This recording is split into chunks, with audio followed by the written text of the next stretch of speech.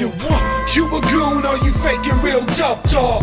Only goons get it shaking real tough talk. I hope your bite is like your bark with that tough talk. This is what New York been missing, real tough talk.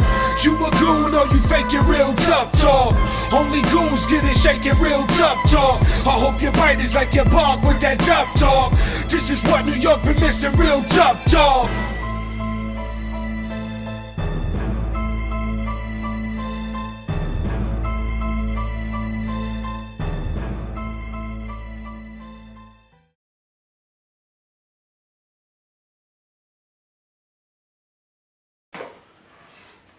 What's going on, peoples? Welcome back to that hit YouTube UFL show, Real Tough Talk. I'm Stephen J. And I'm Ghost. And I'm excited to be back this season.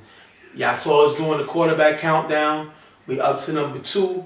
And a lot of people ask who we would pick as the next 2 quarterbacks. You know, we have Chuck and Reggie. What is your opinion? Well, to put them in a certain order is a little bit difficult because they're both great quarterbacks and they've been this way since the start to finish. And going through all of the footage that we've had kind of was very tough to actually make a decision.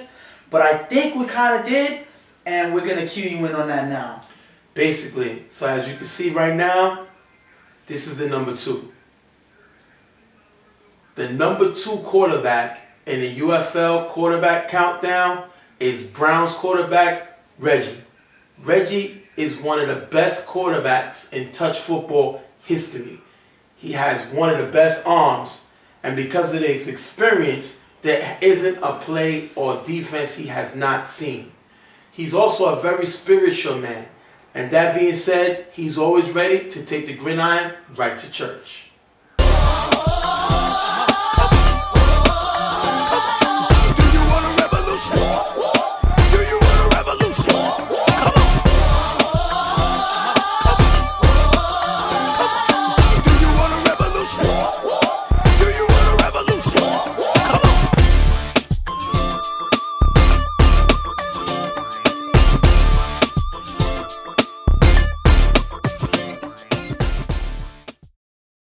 One thing that makes Reggie a great quarterback is his pocket presence.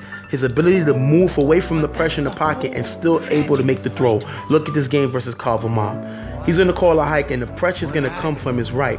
He's going to shift to his left and allow Pop to pick up the blitz. He's going to step up in the pocket, still looking in the end zone, see his receiver beat Joe in the front route, and he's going to able to make a great throw where his receiver can get the ball for the touchdown. Great pocket presence, great throw by Reggie. Once again, we're going to see Reggie's great pocket presence. He's going to have the pressure come forward from him against Reckless. Pressure's going to come in. He's still looking in the back of the end zone. He's going to roll to his right and make a perfect touch throw right to the back of the end zone for the touchdown. The pressure did not have him rambled at all. He was able to make a great throw, great pass by Reggie.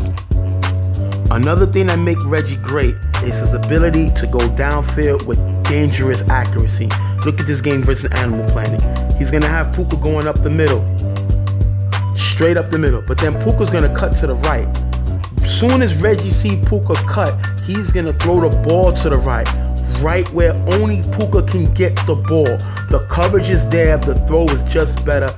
Great touchdown pass from Reggie, finding Puka going down the sideline. Great throw.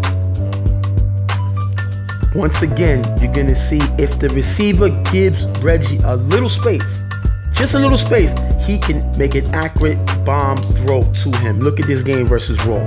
He's going to have Darnell shooting up the middle, similar to the play that Puka ran. Darnell's going to cut to the left side. Soon as Reggie see Darnell make the cut to the left side, he's going to throw the ball right where Darnell can get it. Nobody else can get that ball. Casey had no shot at the ball. Great touchdown pass by Reggie. It seems when the pressure is stacked up against Reggie, that's when he tends to make a mistake. Look at this game versus Carver. This is the championship game. They need the first down. Reggie's going to call a hike. Now he has no pressure coming in. He's going to have a receiver beat Joe to the inside. The receiver is wide open. We just seen him 2 other times make this great throw. But at this time, Cable Guy is going to be coming in, and Reggie's going to underthrow the receiver badly, giving Joe a time to catch up to the ball and knock it down on 4th down. We just saw Reggie make this throw 2 other times, but when the pressure was on, he made a mistake and underthrew the receiver. Bad throw by Reggie. This is a play that Reggie has been playing too long to make. He can't make these mistakes. He should know better than this. Look at this game versus Animal Planet. He's going to call the hike. Now, the play action is to the left. He never fakes it to Puka, so nobody buys a fake run. He's going to telegraph this pass. He's looking purely right. Never looks left. Never looks nowhere else. Forces a throw, and Preacher's going to jump the route and make the interception. Darnell was never open, but Reggie forced that play, thinking that he can get the ball wherever he wants, and he's going to throw an interception. Bad throw by Reggie. Once again, we're going to see Reggie make a mistake and get sacked when he shouldn't. Look at this game versus Animal Planet. He's going to call a hike. Now he looks to his left, and now he's coming back to the right. He's going to have his receiver wide open in the middle. Wide open. He's looking at him. But instead of making a throw, Reggie's looking deep for more, and what's going to happen is going to result in a sack. You got to take what the defense gives you, and Reggie doesn't hear, and he gets sacked for it. Reggie was the number 2 quarterback in the quarterback countdown, but he definitely has the ability to be number 1. Since Reggie's been throwing for the Browns in the UFL league, he's 19-1 in the regular season. 19-1. Also, I would say one time had the number 1 offense, and the second year in a row, and the second year he had the number 2 offense. Unbelievable numbers. The only problem with that, 0 championships. And it comes down to pressure. When it comes down to the big games, when it comes down to getting close to the championship or even in the championship, that's when you see some vulnerability in Reggie. I don't know if it's because, he can't take the pressure anymore. I don't know if he's feeling it more now than he used to back in the day. Who knows? But the point is you kind of see that he's pressured. You kind of see his decision-making kind of changes for the worse. And sometimes that's what leads to losing championships. Reggie must figure out that he cannot carry a team on his own anymore. But with this Browns team, he has enough weapons in order to take them to the championship and win it. Especially when you have the best player in the league, Puka, coming off of an MVP year and a year prior coming off of an MVP in the All-Star game. So when you have a player like that at your disposal, there's no reason why you shouldn't win a championship. The Browns already proved that they are a regular season team, but a regular season great record as would be does not win you championships. So unless Reggie learns to clean up his mistakes, as you saw in the quarterback countdown, it may be time for Jingo to go to the bullpen and get somebody else that can do it.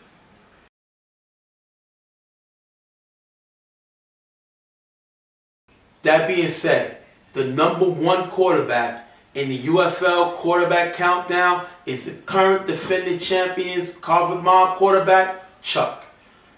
Chuck is just hard to describe this guy. He has a confidence, he has a swagger, but he's also a great teammate. I've played with Chuck, and he's definitely seen it all, and he definitely has a way of keeping his offense calm and taking them up to that next level. And as he gets older, it seems like he gets better, because not necessarily that he moves faster and he's able to react faster, but he gets smarter. He knows his shortcomings. He knows his own weaknesses probably better than we do, or we can explain. So he knows what he can do and what he can't, and he's able to move forward with what he can and what he can't do. He's able to correct mistakes on the fly. He's able to make decisions on the fly, and he does it with a complete confidence. And he knows how to attack the defense. If you show this man a weakness, he will attack it, which is what makes it so special. One thing about Chuck is he loves the competition. He praises all the other quarterbacks, especially the quarterbacks that paved the way for him to be in this position right now. But if you team him up with one of the greatest coaches of all time, Pams, that's definitely a room for success. Similar to a Tom Brady, Bill Belichick. These guys definitely know how to get it done. So that being said, we're going to show you some things with Chuck right now and why he is the number 1 quarterback.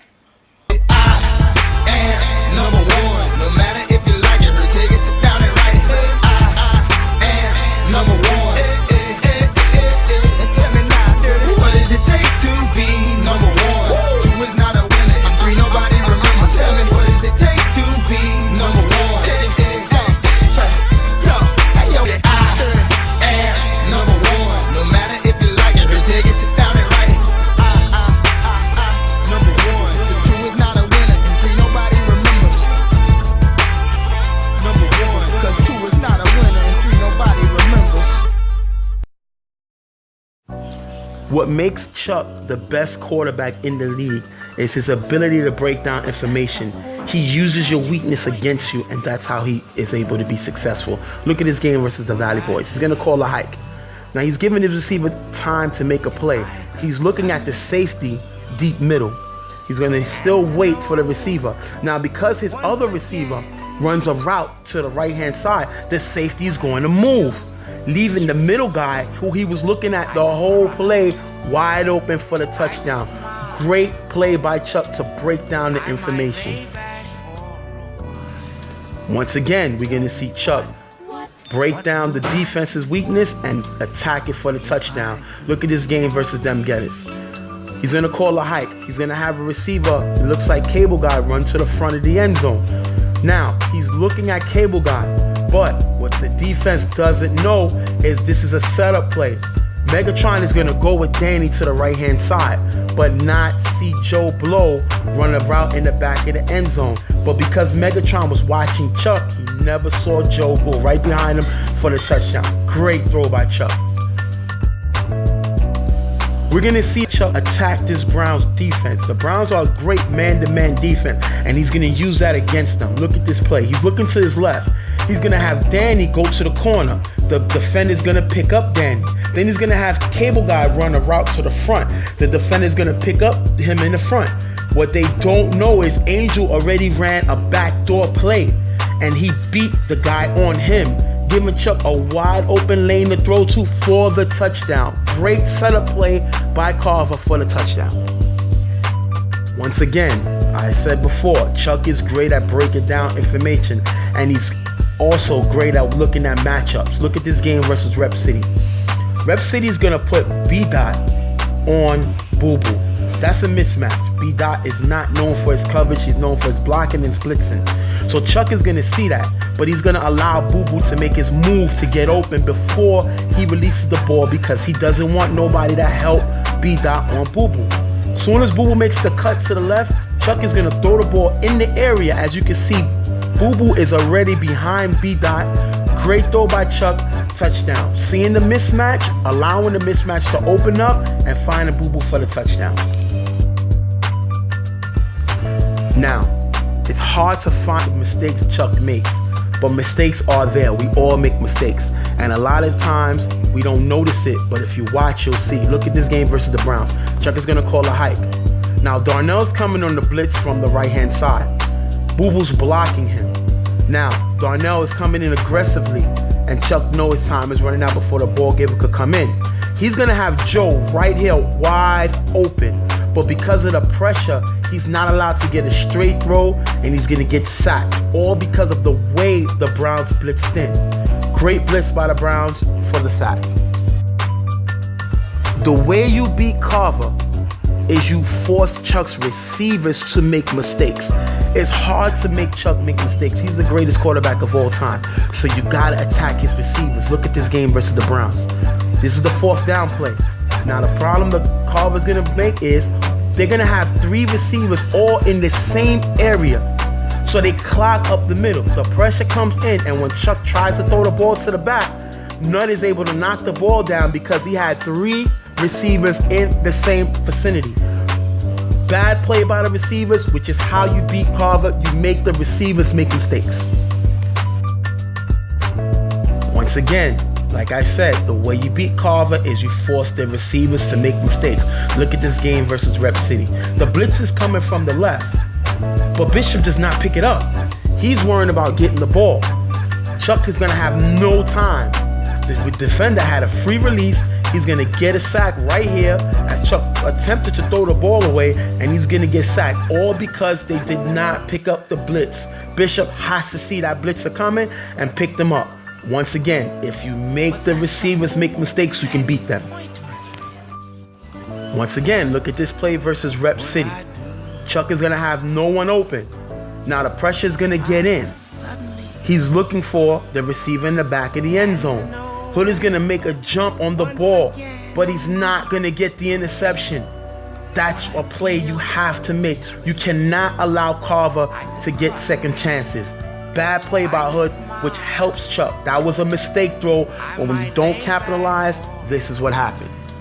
Remember, Hood just dropped the ball. He could have had an interception. Now this is the next play that Carver calls. Chuck is gonna call the hike.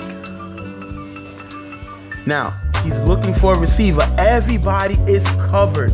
Everybody is covered. You're gonna see right here, D-Boy has the receiver covered. The blitzer is coming in, but D-Boy is gonna get beat as the receiver goes back to the outside, giving Chuck the ability just to throw the ball up and make the touchdown throw. That's because D-Boy did not stay with him. You stay with him, that's a sack, turnover. But because of the mistake that their defense makes, they allow Chuck to score. Now, if you look at this play right here, this is the game clincher versus them Getters to go to the chip. This is 4th down. Them Getters are down a touchdown. Chuck is gonna call a hike. Now, them Getters are gonna pick everyone up. They're in a man. Everybody is covered. No one is open.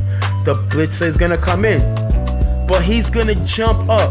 No reason to jump up. There is nobody open. So what the Daz does, that gives Chuck the ability to slide to the right, avoiding the tagger, and running for the first down, which is gonna clinch the game for Carver. Them Getters would have had a shot had they not make a mistake to give Chuck the first down. Bad play by this Getters defense. Chuck was the #1 quarterback in this UFL quarterback countdown. And watching the film, it's hard to see the mistakes that he made. It's very difficult. We went through a lot of films. We didn't see many mistakes. The only thing that we figure out is the way you beat Carver Mob is, like I said on the video, you make his receivers make mistakes. You take his team out of it, because it's hard taking this man out of it. Chuck is not a runner. He's not a guy that's going to beat you with his legs. So you don't have to worry about him running, which a lot of times we see Manny blocking for him on crucial times. But you have to attack his players. Make his players make plays or mistakes, and that's how you beat them. Yeah, because at the end of the day, he's able to adjust so fast, you can't really catch him making a mistake. So you have to catch the players making a mistake. You have to get them nervous. You have to keep them covered. You have to stay with them, and eventually they'll fall apart way before Chuck does. Especially if you disguise coverages. We've seen teams like the U and we've seen teams like the Browns at times be successful against Chuck because they kind of confuse it with certain coverages. But you only have a short amount of time before he breaks down the information and he learns to beat you. That's why a lot of teams gotta understand, when you have an opportunity to beat this team, you take advantage. They do not give you second chances. So when you have an opportunity, you gotta attack them. They also have one of the best coaches of all time coaching them, watching the sideline. And I know one thing, Pansby have a style that I'm not favorite to, because he's incredibly intense. He gets on his players, but it gets the job done. So that's the bottom line. He gets the job done in his style, and his players respect his style. That's why I really can't argue with his style, because it works. He wins championships and I'm here. It may not have worked with me as a player, like what I may not have been able to deal with it. But listen, that's why every coach is different for every player. The key is to get this team to turn on each other. And the only way you do that is to know what players on this team to attack. You got to get under the certain players that can't really go to that next level mentally. And that's how you can beat the team. But as you can see with their over 30 championships, it's easier said than done. Of course it is. And the thing about it is, just that strategy alone, you can flesh it out, you can say it as many times as you want, but that doesn't mean that you can implement it and be successful using it. Because at the end of the day, just because the receivers can make mistakes doesn't mean that they will very often. And even if they do, Chuck is able to combat that. He's able to adjust to that and actually make plays happen anyway. So it's kind of hard defeating this team no matter what you do. The key is to not be scared of them. As long as you come on the field with some type of confidence, you should be able to be successful if you follow the formula. But once you walk in this team, against this team, and you feel that they're the greater power, or you're already intimidated, the game is already over because they already won half the battle. Most of the teams that this team plays, when the team comes out with confidence, that gives them an opportunity. That doesn't mean you're going to be successful against them, but it definitely gives you a better chance. All you need is a chance. And with that being said, we're going to wrap up the show. That was a great preview. We hope y'all liked the countdown. You can send us your comments on it on the guest book. Let us know if you think we got it wrong. You know, definitely we love your comments. We love your opinions on what we do. So hit us up on Facebook, hit us up on the guest book, whatever you got to say, whether you agree with us or not, let us know. We may even be asking questions on the field. We may be interviewing people, asking them what they think. And there's no right or wrong answer. We made our decision not based on how many championships the quarterback won. Exactly. So it's all about what they did this season and pretty much what they do on the field. It's not about how many times they won. It's about how well they perform. That being said, we're excited to start the new season. The season starts in the morning. We're here talking to y'all at our new set. We hope y'all like the new set. We hope you like the new intro. We invested a lot into it just for you guys. So as long as you guys follow us, you guys are interested in what we do, we're going to keep doing it. Remember, the opinions of Real Tough Talk is not the opinions of the UFL League. This is our own personal opinions. This is a different entity. So just remember that. Anything that we say does not represent the UFL League. But that being said, we're going to come to you next week, Friday, with the first show based on what happened in week 1. We got a lot of people changing teams. We got a lot of people bailing out on teams. We got a lot of injuries. We got a lot of things coming up. So hopefully you're excited as much as we are to get this started on the right foot. And of course, we love fleshing out the controversy. We love fleshing out the inconsistencies, the changes, the somewhat, we would call it trades, I would say. Sometimes people leave teams to go to another team, sometimes at the last minute. And it's crazy how it happens, and we're here to see it unfold. It's amazing. So I hope you got your popcorn ready and you're ready for our version of NFL. That being said, we'll see you on the field tomorrow bright and early.